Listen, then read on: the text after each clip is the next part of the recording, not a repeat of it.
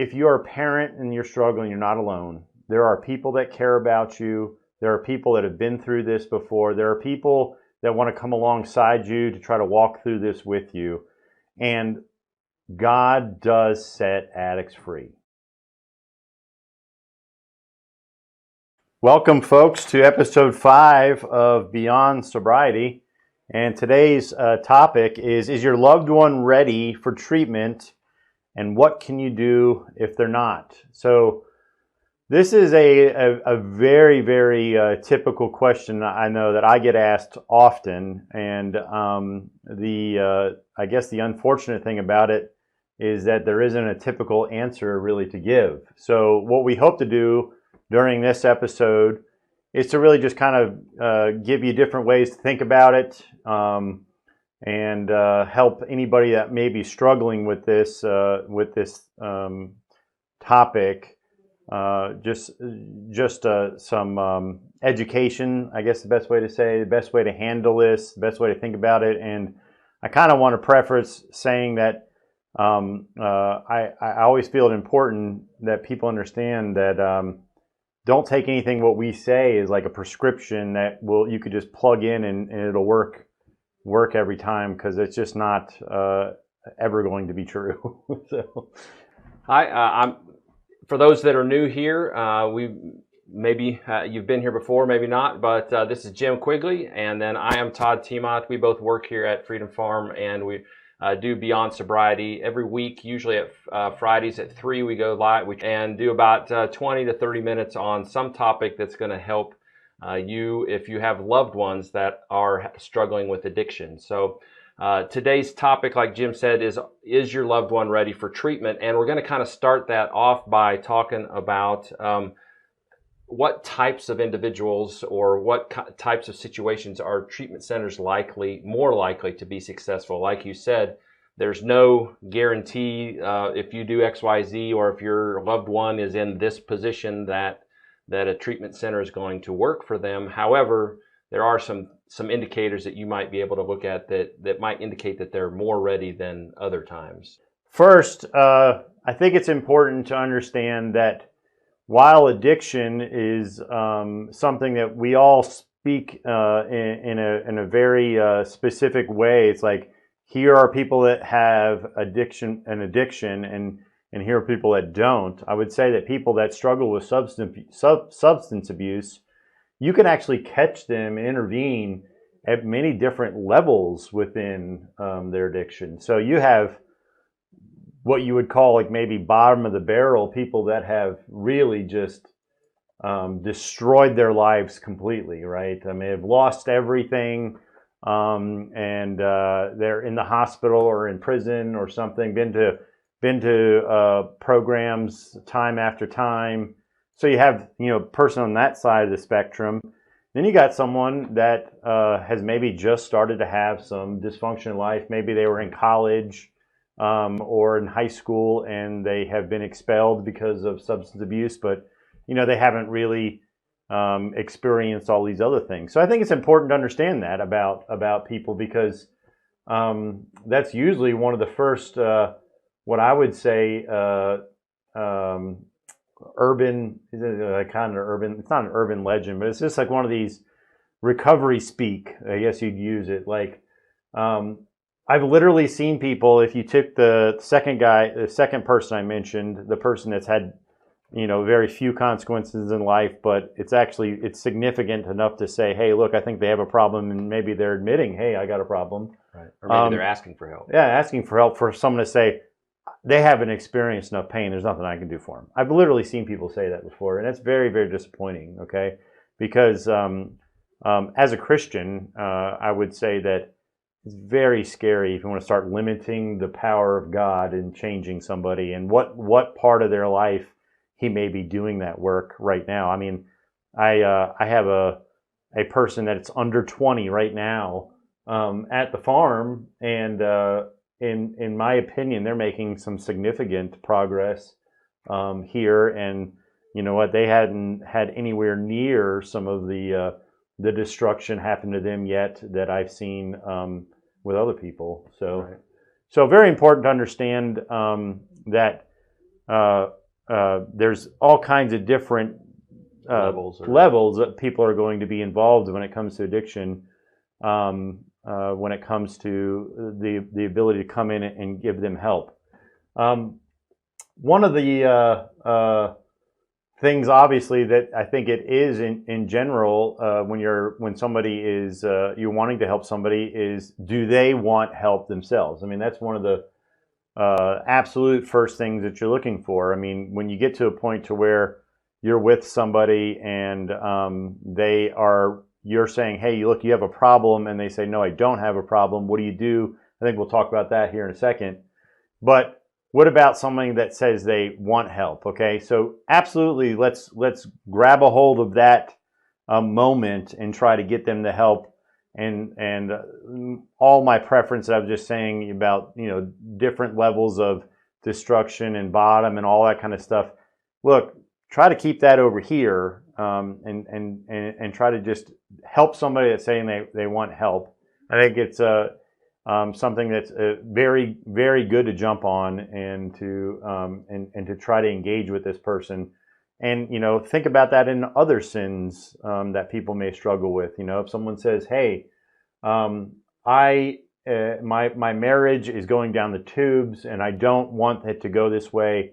I need help," right? Right. You're going to want to help that person. You want to jump all over it, even though maybe their marital problems are that they fight over like who cleans the house the most, or they're keeping score about things that some people would think are insignificant. You wouldn't want to look at that person and say, "You mean you guys haven't like separated yet, or nobody's like physically harmed somebody, or nobody's cheated on somebody yet? I'm not gonna. I mean, come on, you guys have very basic problems." Right? You wouldn't belittle them. Yeah, you wouldn't say that's not really a problem. Wait, come back when you do have problems, and then we can talk. Yeah. And as I'm kind of going on this little bit of a rabbit trail, I mean, that's something that really just needs to change within the treatment community. Because again, back to it. I mean, I've heard it said so many times. You get hardcore people that came from hardcore addiction saying that there's no way to help this kid. He hasn't experienced enough consequences to need help. He hasn't hit rock bottom. Hit rock bottom. What does that even mean? So, yeah, I've been confronted with my sin, and I have a conviction from God that something needs to change. I mean, that's good enough.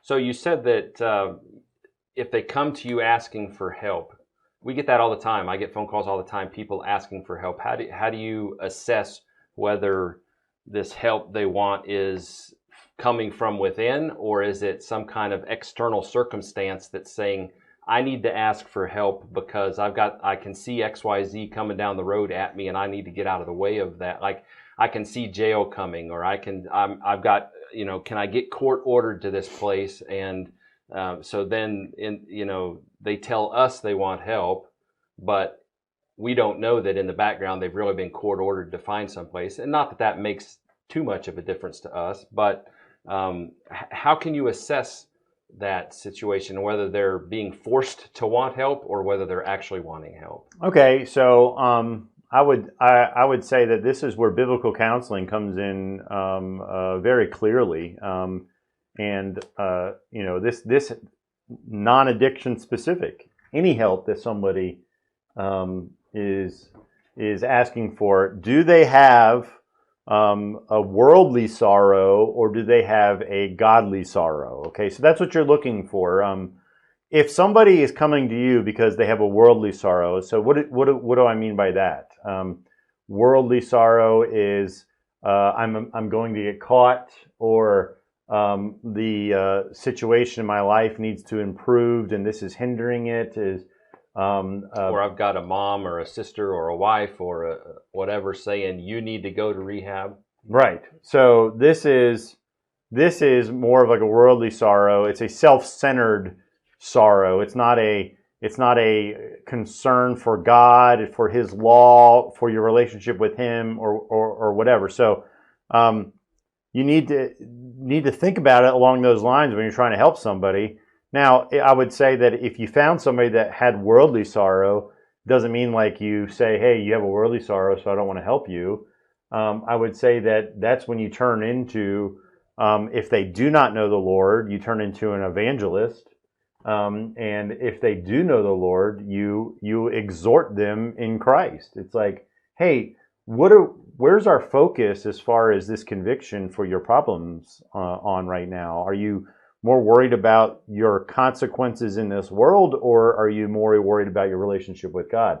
And that's where you need to have a conversation right off the bat with them. Right. Let's assume that the person wants help, and that you've decided that treatment is the right avenue for them to get that help. A lot of times, we talked about this a couple shows ago, a lot of times people come to us and say, with the expectation that we're going to fix their child's issue, or that they're going to enter treatment, and then when they come out of treatment, they're no longer going to have that problem. Is that a realistic expectation? And if it isn't, which we know it isn't, or I wouldn't have asked the question, then what would be a more realistic expectation? So when I want to help people with their expectations, I want to tell them what I am going to present to them, how is it that we're going to go about helping them. But part of that explanation to a loved one, they need to understand that, I can point someone to Christ, but I can't force someone to receive him, right? I can point them to biblical truth, but I can't force them to understand it, right? So that is in God's hands, right? So this is straight out of 1 Corinthians 2, starting at verse 6. If you go back and read it, it talks about how the natural man rejects spiritual things of God because he doesn't have God's Spirit. So how does someone come to understand spiritual truths? They're taught by the Spirit. I mean, this is explicit in Scripture. So to help a loved one with their expectations when it comes to trying to help somebody with sin in a biblical context, and that's what we're calling addiction. We're calling addiction sin, right? So how do I help someone out with that? But I'm going to help them by sharing biblical truth with them. But if they don't have God's Spirit in them, they won't be able to understand that. And so they need to know that it's not a failure of not convincing them as much as a failure. They're either one, they're not regenerate, which means they do not have God's Spirit, or they are still so much in the flesh, they are what you call quenching the Spirit. So believers can actively quench God's Spirit in their lives through perpetual sin and self-centeredness. And obviously, people that are not saved are not regenerate. They don't have God's Spirit.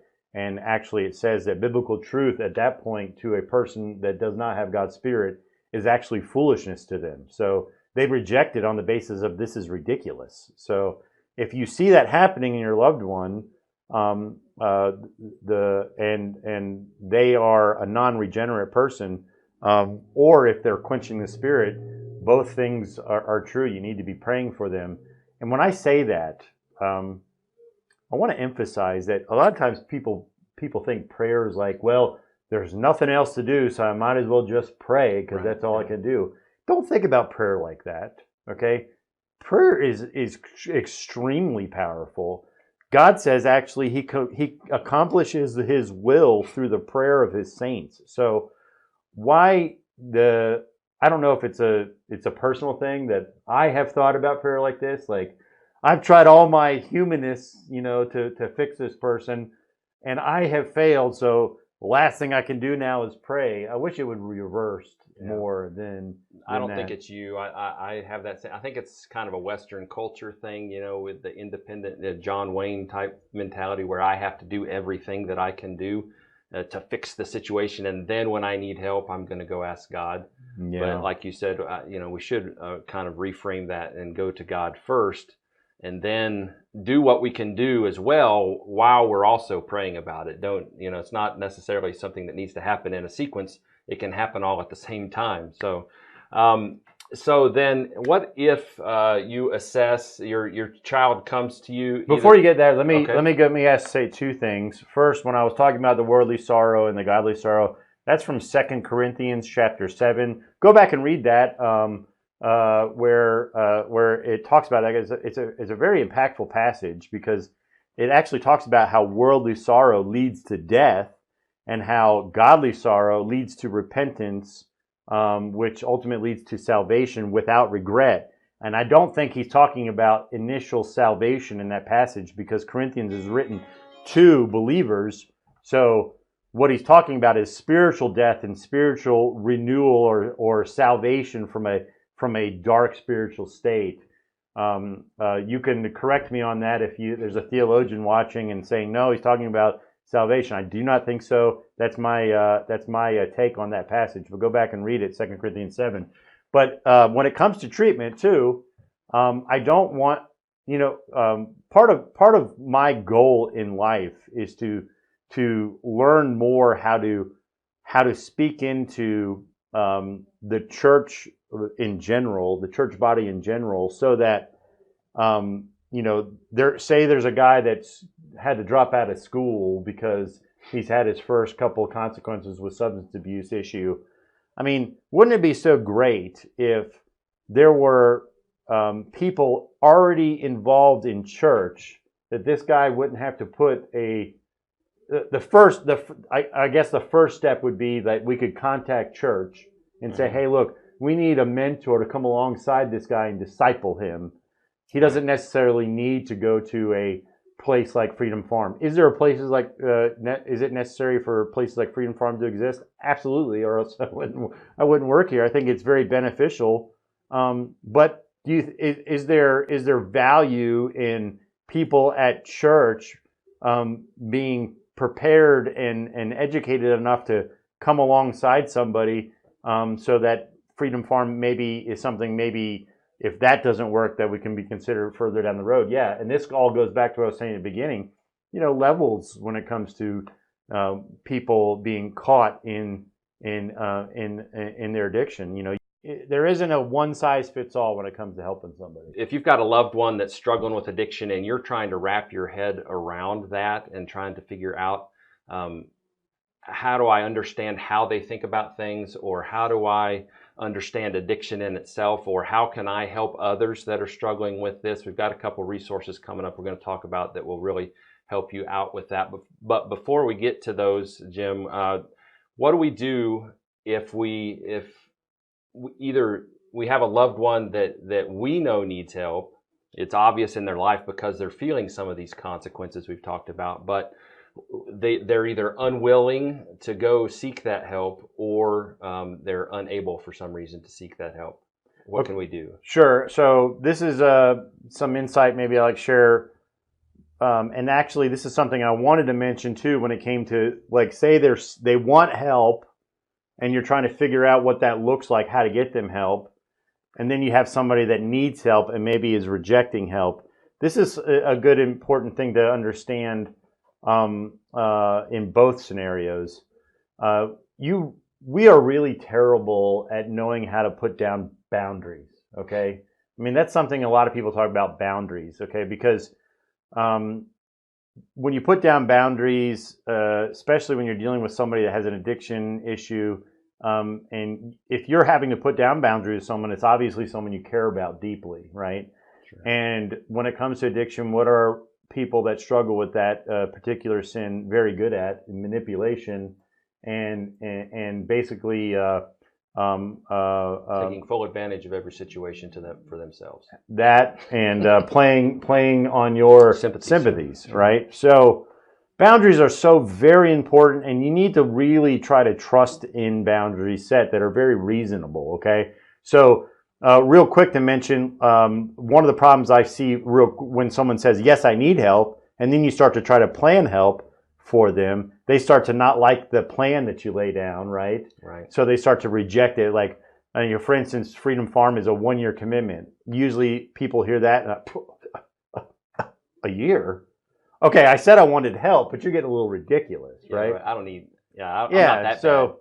So look, you got to get to a point to where you've already talked about that. Like, look, I want to help you, but I'm going to tell you how I'm going to provide help to you, and you're either going to accept it, or I'm going to say, oh, you know what? When you're ready for my help, we can come talk about it, but if you're going to reject it, you're going to reject it. And then I'm going to love you, but I'm going to let you go ahead and continue to figure it out, you know?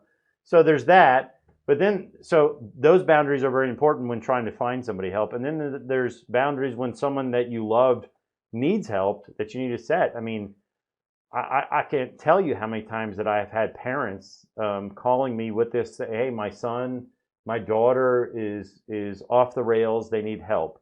But they don't want to go to one of your programs or any of the places you suggested.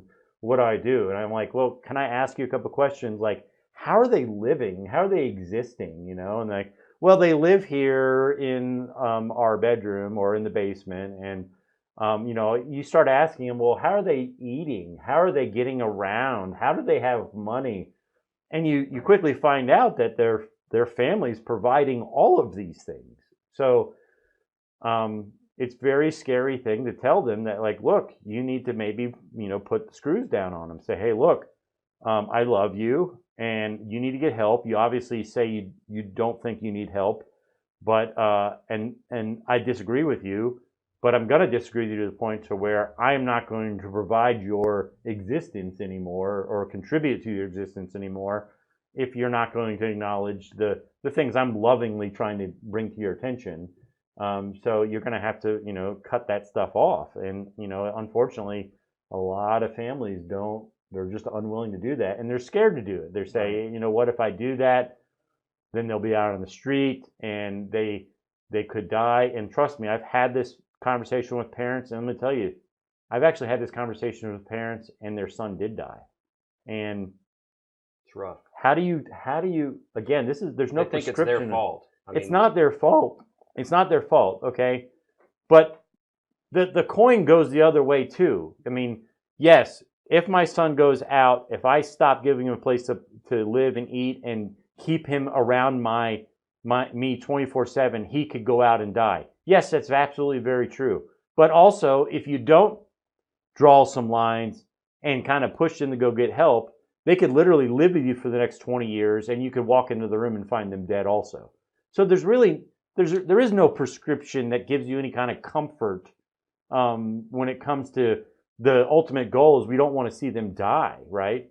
But I will tell you, there's more evidence that when families have lovingly, not like angrily, but lovingly said, look, I cannot support this destruction in your life anymore, so I'm going to have to pull back these resources that I'm giving you in hopes that I'm going to be praying for you every day in hopes that you actually finally go and get some help for yourself.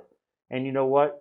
More people have been helped that way than parents continuing to just wait for something miraculous to happen as they continue to contribute to the lifestyle of them and their serious substance abuse. Right. And in the meantime, if you are having to put down some boundaries, like Todd was saying, man, educate yourself. There are great resources out there. Don't try to do this on your own. You're not alone. There are lots of parents out there that are trying to deal with a loved one, or they're in the middle of it, or they're on the other side of it and they're wanting to give back. I mean, there's a whole world of support out there. You're not alone. Don't allow yourself to tell yourself that, like, I'm alone in this secret problem that really not a lot of people, I mean, none of that stuff's true. There's a lot of people out there that their whole lives are about trying to help other people that are struggling with what they've had to struggle with. Well, and two, it's easy to think that not only I'm alone, but I'm embarrassed. I'm not, you know, and that's just, honestly, that's just not true. I mean, when people hear, you know, when you share with somebody that your loved one is struggling with addiction, what you're almost certainly going to hear is, I have this other friend that's got this same issue, or my son or my father or whatever is dealing with that too. You know, so it's not as taboo as it once was. Yeah. And so don't let the devil talk you into that sinful attitude of I need to do this all on myself, because I'm going to be embarrassed about it. That's just not the case. We do have some. Were you finished with that? I was going to go into the resources. Well, I was just going to say one thing as you were talking about taboo.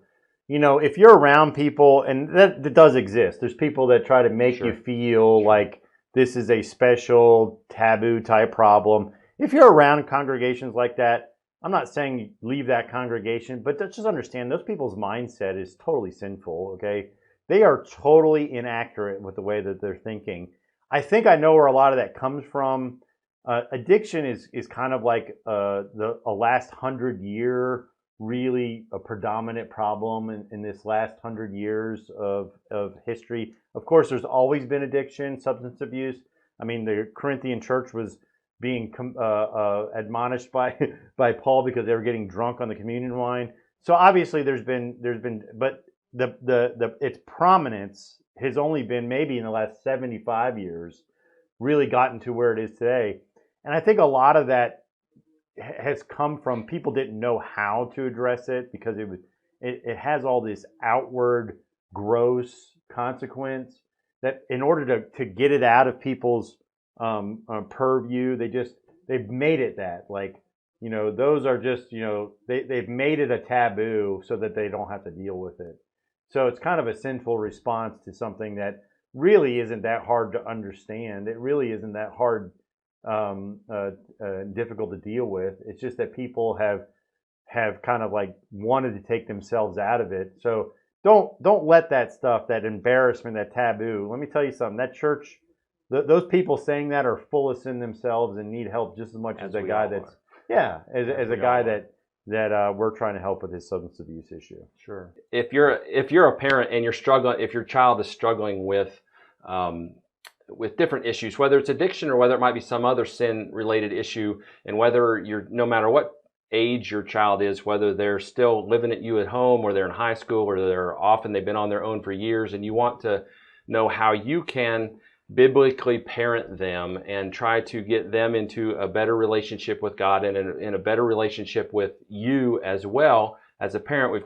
There's a book called Child Proof, Parenting by Faith, Not Formula, and it's by a biblical counselor called Julie Lowe. She uses scripture and biblical wisdom to teach how to know your child and how to love each child uniquely with Christ's love. Because I know I've got 4 kids, and my wife did a much better job than I did at parenting each one of them as they needed parenting. And so if you're struggling with parenting your child, I might recommend that book to you. If you're interested in either knowing how addicts think about addiction and how they think about their problems in life and how they deal with their emotions and things like that, or you're interested in maybe starting some kind of a group in your church that is reaching out to either parents and loved ones of addicts or to the addicts themselves as they go through their regeneration process. There's a couple books here. One is called Grace-Based Recovery,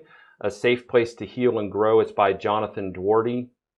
And the big difference there is he talks through how to go at recovery through a grace-based formula versus what most people do as a performance-based formula, which is what we've talked about before. The performance-based idea is either they're sober or they're not. Either they use or they don't, where grace-based is based upon, obviously, God's grace.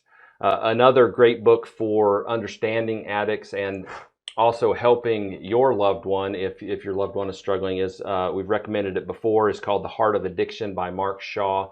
He's actually got a book as well as a workbook that you can work through. And maybe if your loved one is just starting out in this addiction process and they haven't had a lot of those consequences that we've talked about, that might be a really good place for you to start and walk with them through that study, or maybe get somebody, if you don't have a real good relationship, maybe get somebody that they do have a good relationship with that is also very founded in the scriptures and stuff, very sound in their Christian walk. Get them to walk through it together. That's an excellent book as well.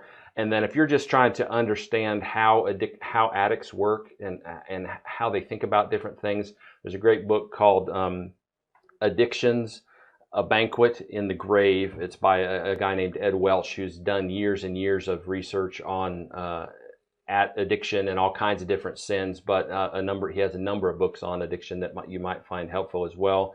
He's actually got a 5-minute video that you can get to.